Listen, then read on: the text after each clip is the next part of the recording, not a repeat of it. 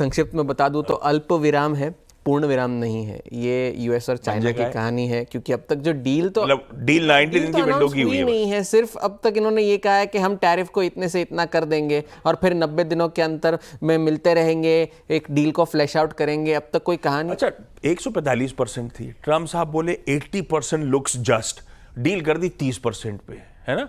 और उन्होंने साथ में ये भी लिखा था अप टू स्कॉट बी। ये क्या मतलब हुआ? स्कॉट बेसेंट के ऊपर है, वो तय करे कि दर क्या होनी चाहिए। बेचारे मना कर देंगे। तो तय ब्लिंक कर रहे हैं, उन्हें रियलाइज हो गया बिल्कुल कर रहे हैं। अब $700 बिलियन की अगर मतलब आपकी ट्रेड है दोनों देशों के बीच में, तो ब्लिंक तो आपने करना ही था कभी ना कभी। तो अब दोनों देश तो ये कहने में लगे हुए अपनी अपनी जनता को कि भाई हमारी जीत हुई, हमारी जीत हुई, लेकिन हम सब जानते हैं किसने कब ब्लिंक करा और क्यों ब्लिंक करा। और लेकिन उस वजह से बाजार को एक थोड़ा सा सेंटिमेंट पॉजिटिव तो कल मिला, क्योंकि 9 अप्रैल के बाद का सबसे अच्छा दिन था वॉल स्ट्रीट के लिए। और S&P 500 जो है कल अपने 200 DMA के ऊपर जाकर के बंद हुआ है।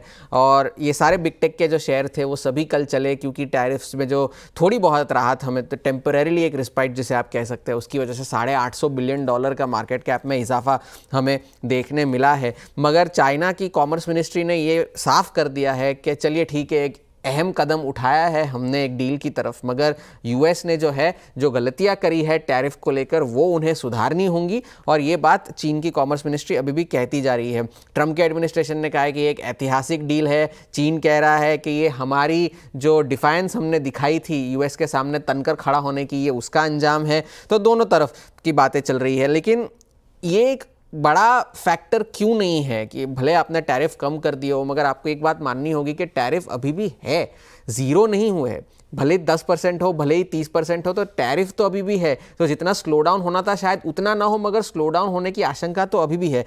और चीन जो है वो अपने वादों पे खरा उतरने वाला देश नहीं है, क्योंकि डोनाल्ड ट्रंप के पहले कार्यकाल में भी उन्होंने कहा था कि $200 बिलियन की खरीद वो करेंगे यूएस से, मगर वो ऐसा हुआ नहीं। लगभग सिर्फ 58% की खरीद उन्होंने करी थी दिसंबर 2021 तक।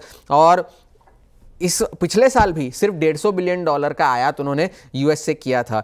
तो ये ऑन ग्राउंड एक्शन देखना ज़्यादा ज़रूरी होगा। एक्सपर्ट्स भी ये कह रहे हैं कि ये सिर्फ एक टेम्पररी रिप्रीव है। गोल्डमैन सैक्स ने सिर्फ अपना जीडीपी का अनुमान थोड़ा सा बढ़ा दिया है और रिसेशन के फॉरकास्ट को 45% से 35% कर दिया है। तो ऐसा नहीं कि जीरो कर दिया है, 35% का खतरा अभी भी है मंदी आने का। दूसरा फैक्टर ये था फार्मा को लेकर के, कोई फार्मा में ड्रग प्राइस कट्स अनाउंस हो जाएंगे या ऐसा कुछ हो जाएगा, वैसा तो नहीं हुआ।